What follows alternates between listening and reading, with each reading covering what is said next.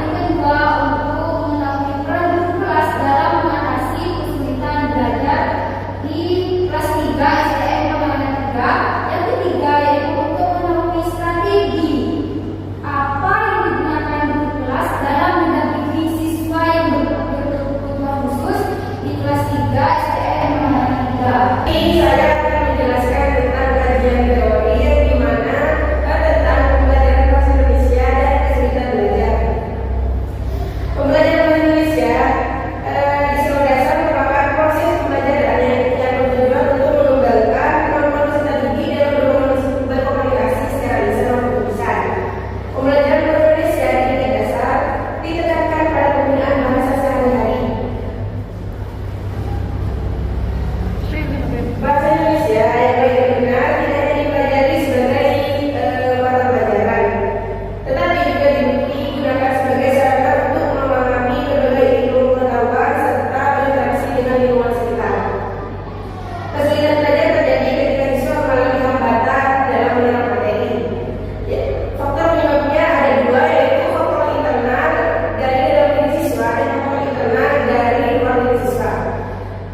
Dalam faktor internal, yaitu tentang pemahaman, kecerdasan, motivasi, juga sangat mempengaruhi kesulitan belajar pada siswa di sekolah dasar.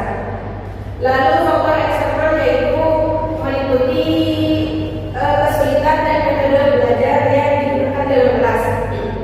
Pada lingkungan tersebut meliputi lingkungan rumah atau lingkungan keluarga, lingkungan masyarakat, dan lingkungan sekolah.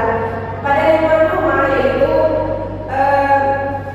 lingkungan keluarga merupakan madrasah awal bagi individu untuk mengembangkan potensinya, yang dimana keluarga itu merupakan peran yang sangat penting untuk anak yang masih ingin belajar. Pada metode ajar yaitu kadang guru itu di dalam kelas mengajar dengan metode yang konvensional, metode ceramah, dan tidak menggunakan metode yang disesuaikan dengan gaya belajar siswa. Indikator kesulitan yaitu memerlukan waktu lama untuk menguasai materi dan prestasi belajar tidak sejalan dengan standar kelompok belajar. Lalu di sini ada penelitian yang relevan. Kita di sini mengambil 5 peneliti untuk penelitian berikut.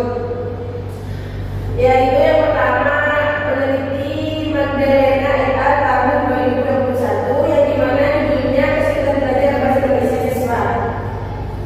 Posisi atau perbedaan dengan penelitian kami yaitu lokasi dan subjek penelitian yang berbeda.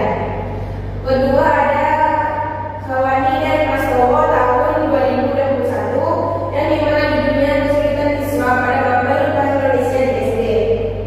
Posisi atau perbedaan dengan penelitian kami yaitu fokus spesifik dan lokasi penelitian berbeda. Yang ketiga ada Pak Masari dan Pak Hamid tahun 2022.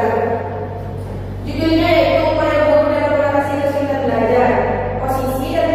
Posisi atau perbedaan dengan penelitian kami yaitu fokusnya lebih umum pada upaya guru.